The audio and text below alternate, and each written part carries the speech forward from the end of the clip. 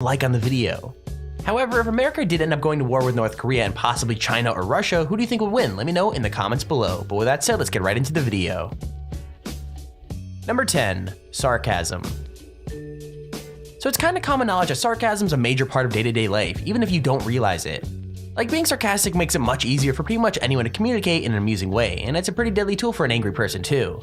Now, one thing that you literally won't believe is, late last year the leader of North Korea, Kim Jong-un, made speaking sarcastically illegal. Like, I'm not even joking, it was all because of a simple expression that was going around the country at the time. For some odd reason, people were beginning to say the phrase, quote unquote, a fool who cannot see the outside world in regards to their leader, and he obviously just didn't like that. So yeah, in response he banned people from making sarcastic comments or any other criticism about himself or his regime, which I just find unbelievable. Number 9. Wearing denim. So it's no secret that Kim Jong-un hates the Western world, which makes him always worried about his people becoming exposed to outside influences and turning against him. So basically, as a way of stopping this, he banned an article of clothing that pretty much every American wears: blue denim jeans. The ban is nationwide, but focuses mainly on 2 provinces that are closest to China, because Kim Jong-un is worried that the people in those areas are at a higher risk of exposure to the outside world. With that said, if you plan on visiting North Korea anytime soon, just make sure you don't bring any jeans and you should be fine. Number 8. Music. In the West, we have the freedom to listen to pretty much any kind of music that we like, and that freedom has led to an insane amount of genres and styles developing over the years. However, for people in North Korea, singing a song that hasn't been allowed by the government can land someone in jail for up to 3 years. Like, this is actually a thing that was shown in 1992 with the singer Ji Hae-nam, who sung a South Korean folk song. In the eyes of the North Korean government, this is obviously the wrong thing to do, since you could apparently only sing songs about the party and their leader. Now, because he literally sang this song, Ji was sentenced to 3 years in prison with the crime of quote unquote spreading a punk ideology to a healthy society. Number 7. Voting. Believe it or not, there's actually elections held in North Korea every 5 years, and it's actually 100% illegal to not vote? So yeah, even though these elections take place, many have criticized them for being show elections. So to kind of give it a bit of backstory, if you vote against a candidate, you have to do it with a red pen right next to the ballot box with no secrecy, which is nothing like the modern day elections we're used to. According to so many North Korean defectors, an act of defiance like that is way too risky to attempt, so the cycle continues every election year.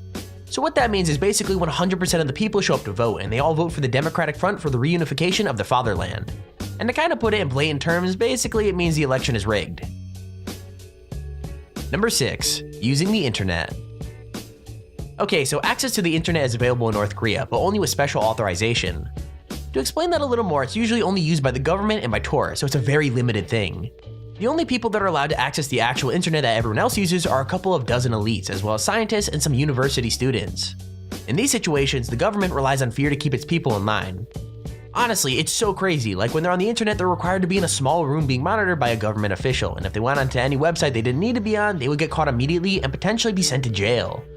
I have to admit, it's super scary, and at that point, I just wouldn't want to use it. Number 5. Watching Western TV. Like any other kind of media in North Korea, TV is very strictly monitored, and watching Western shows is completely illegal. Instead, what North Korean television viewers are treated to is a constant stream of music and propaganda. Like, even officials from the state who have a ton of power aren't exempt from this rule, as in 2014, some officials were publicly executed for watching South Korean soap operas. I mean, I don't know, man, it just blows my mind that this kind of behavior is still tolerated in 2017. Number 4. Haircuts. Okay, so at this point it's obvious in North Korea everything is controlled, up to and including the haircuts that people wear. Like in the West, haircuts are one of the many fashion choices that people could choose to do whatever they want with, but in North Korea there are a grand total of 28 different hairstyles that you can pick from. Men choose from 10 different variations on the classic short back and sides look, while women could choose from 18 styles that look as if they're straight from the 80s. Apparently, breaking this law could actually end you up in prison, which kind of gets me nervous because what if your barber accidentally messed up? Like, would you get in trouble or him? Number 3. Leaving the country.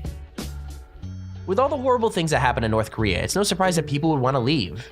Now, those that do manage to get out of the country are called North Korean defectors, and it's a very illegal process. If a person's found trying to flee North Korea, they're either executed or sent to a labor camp for decades of unending work, which just ends up resulting in death anyways. Now, I've seen a few documentaries of people who've escaped, and I gotta say, if you haven't watched any, you should, because it'll literally blow your mind. Number 2. Driving. If you were to drive in North Korea, you'll find that there's pretty much no traffic, and while that might seem like a good thing, the reason isn't good at all. All cars must be registered as the property of a state organization and not under the name of a private individual, but even getting a car at that level is super difficult. Each new car owner has to bribe various state officials, as well as any official who checks a car at one of the many checkpoints on the main roads. Even worse, if you're caught without a proper permit while driving a car, surprise, surprise, you're going straight to jail. Number 1. International calls.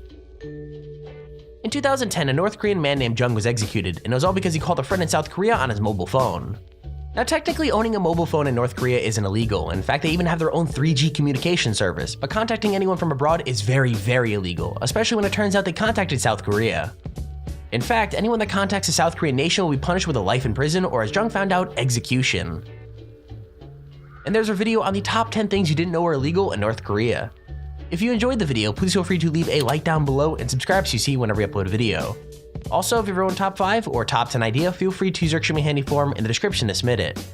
With that said, thank you for watching, hope you enjoyed, and I'll see you all in the next video.